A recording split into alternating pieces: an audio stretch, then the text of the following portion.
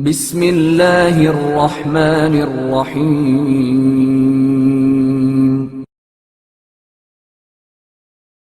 ہر گناہ کے بعد توبہ کریں۔ سلام بن مستطیر روایت کرتے ہیں کہ میں ایک دن امام محمد باقر علیہ السلام کی خدمت میں بیٹھا تھا کہ حمران ابن اعین بھی آ گئے۔ انہوں نے آپ علیہ السلام سے بہت سے مسائل دریافت کیے۔ جب حمران روانہ ہونے لگے تو انہوں نے کہا، مولا میری دعا ہے اللہ تعالیٰ آپ کی عمر دراز فرمائے اور ہمیں آپ سے مستفید ہونے کی توفیق عنایت فرمائے۔ میں چاہتا ہوں کہ آپ کے سامنے اپنی قلبی کیفیت عرض کروں۔ جب ہم آپ علیہ السلام کی خدمت میں آتے ہیں تو آپ کی گفتگو سن کر ہمارے دل منور ہو جاتے ہیں اور ہم دنیا کو یکسر فراموش کر دیتے ہیں، اور مال دنیا کی ہماری نظر میں کوئی قدر و قیمت نہیں رہتی، اور جب ہم آپ کے پاس سے اٹھ کر چلے جاتے ہیں تو تاجروں اور دوسرے افراد سے ملاقات ہوتی ہے، جس کے بعد ہمارے دل میں دوبارہ دنیا کی محبت بیدار ہو جاتی ہے اور ہمارے دل کی وہ پہلے جیسی کیفیت باقی نہیں رہتی۔ تو امام محمد باقر علیہ السلام نے ارشاد فرمایا، یہی تو قلب ہے جس کے معنی الٹ پلٹ ہونا ہے۔ یہ دل کبھی سخت ہوتا ہے اور کبھی نرم۔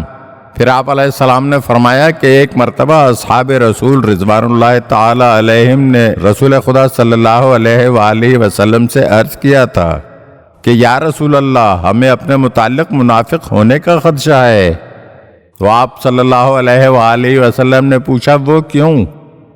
تو اصحاب نے کہا، یا رسول اللہ، جب ہم آپ کی خدمت میں حاضر ہوتے ہیں تو آپ ہمیں آخرت کا شوق دلاتے ہیں اور ہم فکر آخرت میں اتنا ڈوب جاتے ہیں کہ ہم دنیا سے بے رغبت ہو جاتے ہیں، اور ہمیں یوں محسوس ہوتا ہے کہ گویا ہم اپنی ان آنکھوں سے جنت و جہنم کا مشاہدہ کر رہے ہیں، مگر ہماری یہ حالت صرف اس وقت تک رہتی ہے جب تک ہم آپ صلی اللہ علیہ وآلہ وسلم کی خدمت میں موجود رہتے ہیں، اور جب ہم آپ صلی اللہ علیہ وآلہ وسلم کے پاس سے اٹھ کر گھر چلے جاتے ہیں، اپنی اولاد سے ملتے ہیں اور اپنے گھریلو اور بیرونی کاروبار میں مصروف ہو جاتے ہیں، تو ہماری پہلی والی کیفیت باقی نہیں رہتی۔